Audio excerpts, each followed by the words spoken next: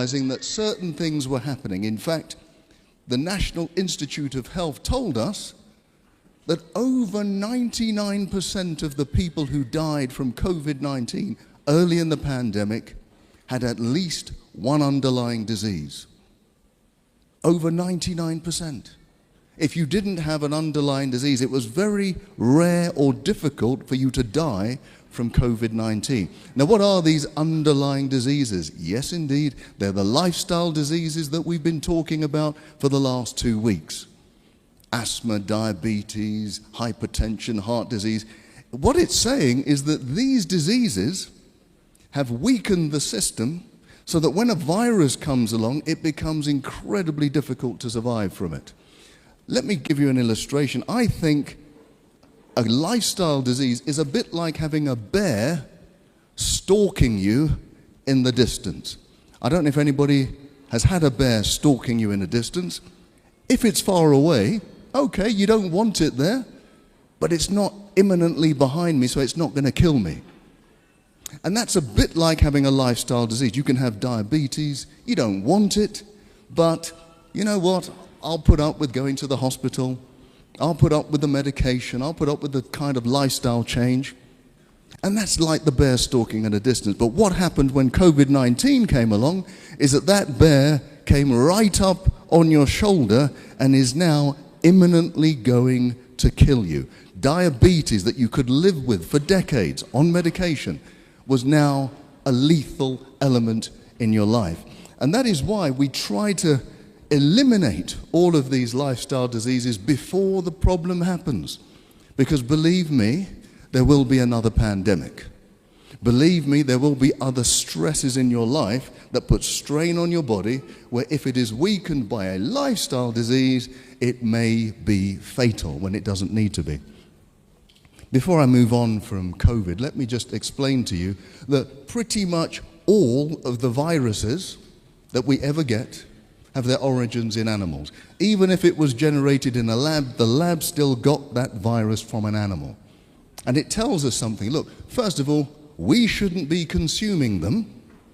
We don't need them to be healthy. And the next thing, we shouldn't be abusing them, because really, when they're clogged together, farmed together in these little cages and they've got no sunlight, it's really cruel for the animals as well. And it's not good for our health. Have a look at this. I think I should start with the heart.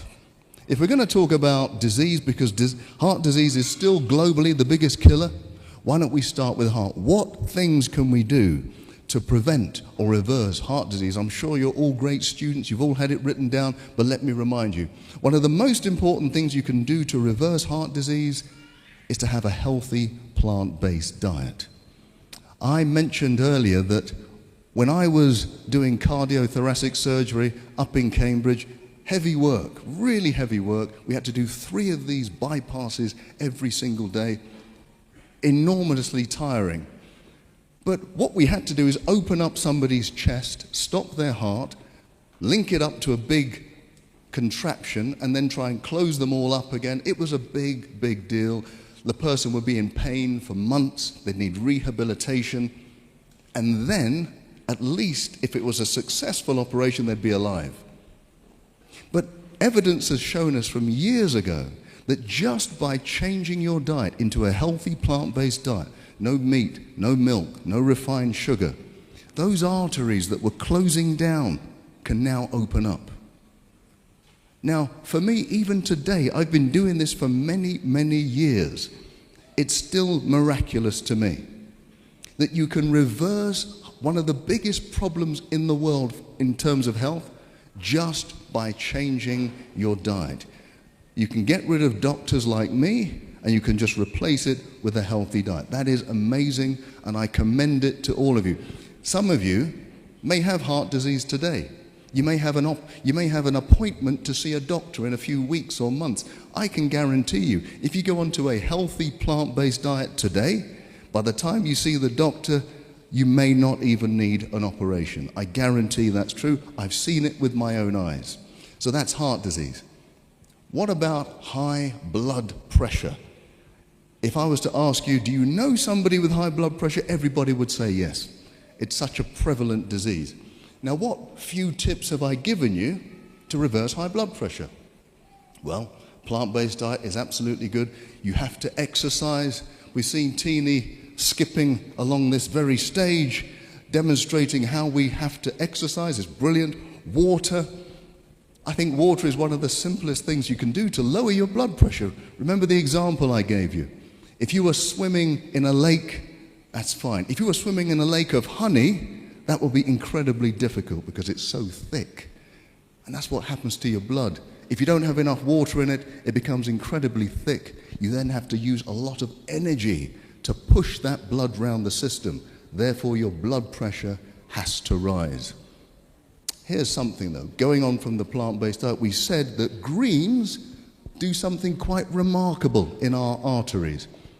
They get the interior of our arteries to release a chemical called nitric oxide.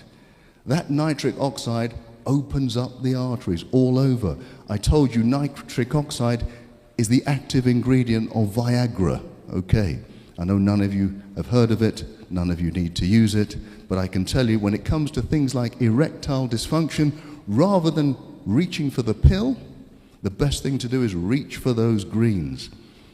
And let me remind you, gentlemen, because this is very important, if you have an episode of erectile dysfunction, you're at a high risk of having a heart attack or a stroke in the next 5 years. So rather than just going to the pill, start thinking about changing your lifestyles. Number 3, cancer. What things have we said about cancer? Well, I always tell people, and I've been speaking to a lot of people in the clinics throughout the weeks, if you have cancer, there are certain things that you must do. Cancer loves sugar. You must eliminate refined sugar. Vitamin D is key. You must have high levels of vitamin D. I recommend 20,000 units per day. Along with that, vitamin C, high dose. I have seen with my very own eyes people on high doses of vitamin C having their cancer reversed. We cannot guarantee it. Don't quote me. You can't guarantee it. But I have seen people on high doses of vitamin C have their cancer reversed. And remember, if you do have cancer, you must seek medical advice.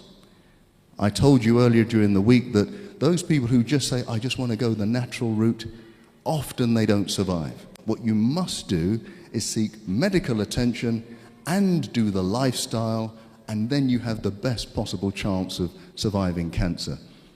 Medical attention alone does something, but it doesn't do everything. I remember when I used to be in the hospitals, the doctors would treat you for cancer and then allow you to eat the same foods that would cause cancer. That doesn't make any sense. So hospital treatment is good, but match that with lifestyle change, you've got a great chance of getting through, honestly. Now, what else can you do for cancer? I always say you should spice up your life. Spice up your life. Spices are really the keys to a healthy lifestyle too. They're like nature's natural drugs. The more spices you have in your life, the better your cells are going to be. Turmeric, most of us have heard of turmeric. It's a powerful antioxidant. And if you take away the oxidation of your cells, it reduces the risk of cancer. Ginger is like it. It's also anti-inflammatory. Cinnamon is brilliant. Cinnamon, not only does it lower your blood sugar, which if you have low blood sugar, the cancer doesn't grow too well, but cinnamon is brilliant in terms of fighting off viruses. In fact, they discovered this over 100 years ago. The women who harvested the cinnamon bark never got measles, never got tuberculosis. And cinnamon, if you have anybody in your family who has any kind of viral illness, you give everyone in the household cinnamon, it's less likely that you'll get the infection. Cardamom is very interesting because it actually makes you make more natural killer cells. They have a lethal name, but they do an awful lot of good. They're the white blood cells that defeat cancer. Diabetes. How do you beat diabetes? Definitely you need a healthy plant-based diet. But what else do we need to do? we should, every time you go for a meal and you're a diabetic, as you put your fork down, you should get up and go for a walk. Get up and go for a walk. What does that do? Well, as you're walking, you're using the big muscles in your body. Those muscles will absorb sugar very quickly. And so it will keep your blood sugar levels quite low. You then don't need to release a lot of insulin to deal with the sugar. And that means your cells can become insulin sensitive again. Insulin sensitivity is the opposite of diabetes. It can actually cure diabetes. I've told you quite boldly that anybody with type 2 diabetes does not have to live with it. Type 2 diabetes is completely reversible. Type 1 is more difficult, but type 2, completely reversible. So you do not have to live with it. Change your lifestyle and get rid of it. Okay, autoimmune disease, that was the last talk I did. That refers to all of these antibody diseases that are attacking different parts of the body. There are roughly 400 or 500 of them. Wherever you've got tissues in your body, you will have an autoantibody if things go badly. And I must say, although I didn't talk about it, one of the biggest causes of infertility is autoimmune disease. Now, I know people go to the hospital for IVF treatment, absolutely, but rarely do they get to the bottom of what is the problem.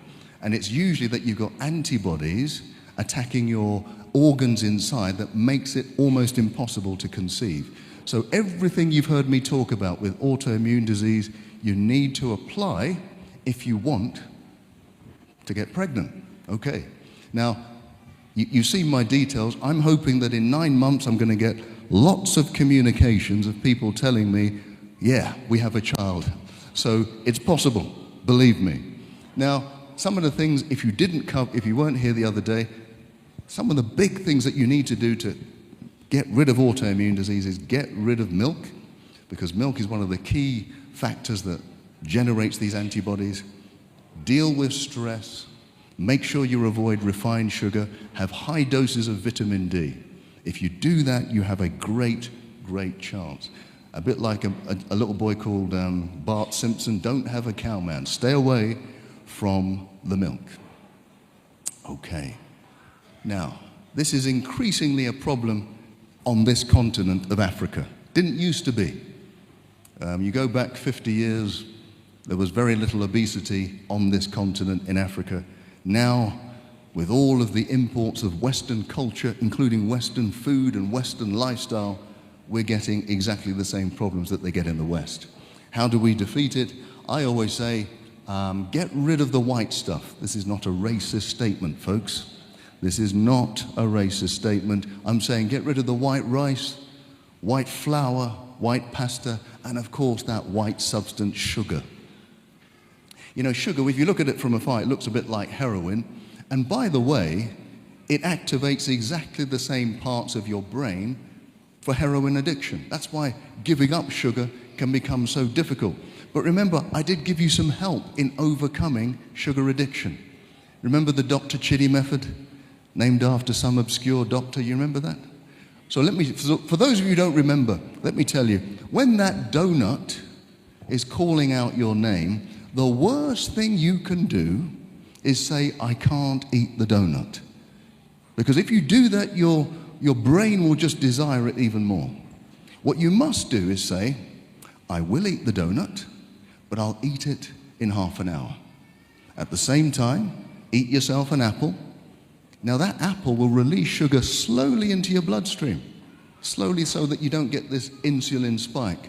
And after half an hour, you'll have enough sugar in your system to overcome the desire for the donut. You're not looking convinced. If at the end of the half an hour you still want that donut, do the same thing again. At the end of the day, you may have eaten 5 apples. That's okay. That's your 5 a day, right? But even if you fall off the wagon, even if you succumb to the donut, I guarantee you will eat it less frequently than if you didn't try the Dr. Chidi method. What does Dr. Chidi stand for? Don't resist it, Choose to have it, but delay it. Dr. Chidi, there you go. Now you'll remember my name, okay? That's the only reason why I did that for you. But seriously, sugar has been a serious business, especially on this continent. We used to be slaves for sugar, now we're slaves to sugar. We need to get rid of the sugar, absolutely. Now, we must not forget dementia. Okay, some of you understood what I was talking about. We must not forget dementia. Okay, I can hear one person, they've understood. Right, dementia, for me, is now one of the most feared diseases around. When I was younger, a younger doctor, it used to be cancer. But now dementia, losing your memory, losing your personality, nobody wants that. It's a fearful thing. The good news is, and there is good news about dementia, it is a lifestyle disease. It is not random. Now, you may have seen studies to say, well, there's a genetic makeup. There is. There are genes for dementia. But there are people who have the gene for dementia who don't get dementia. There are people who don't have the gene for dementia who get dementia. The biggest factors are lifestyle factors. So, for example, you will know that if you have high blood pressure, that's a risk for dementia. If you're obese, if you're diabetic, and the biggest risk is long periods of stress in your adult life. If you do not know how to manage stress in your adult life, that is the biggest risk factor for dementia. So we're going to need to know how to manage the stress. We're also going to have to change our lives, so make sure we have the right diet. There's been lots of studies done. On this continent, actually, there's been a Nigerian study which showed that the more berries you have in your diet, the less likely you are to have Alzheimer's. It's even more significant than that. They have showed that if you have dementia, early signs of dementia, you go onto a healthy diet, have lots of berries, you can reverse up to 90% of the symptoms. Now, maybe you've never heard that before. Because most people think, once I've got dementia, it's just a long road down to ruin. That's not true. If you are diagnosed and you change your lifestyle, you can reverse up to 90% of the symptoms of dementia. Talking about stress, we spoke a little bit about depression and anxiety and stress. What little signs can I give you to help? Well, remember what we said. There are triggers for depression. There are triggers for stress. And the big ones are debt, divorce, disease, and death. Now, we can't avoid some of them, but when they come to us, the best thing to do is to not hide away and keep it to yourself. The best thing to do is to get help quickly. The quicker we get help, the quicker we understand that we're not alone, that other people are going through exactly the same thing, the quicker we can cure ourselves or head off depression. What else do we need to do? If you're depressed, you might find it difficult, but one of the ways to break that cycle of depression is to get into some physical activity, whether it's going for a walk, a run, a swim, whatever. Maybe you need somebody to encourage you to do it, but it will break that cycle of depression quicker than just about anything. The next thing you can do is do something, even if it's small, for somebody else.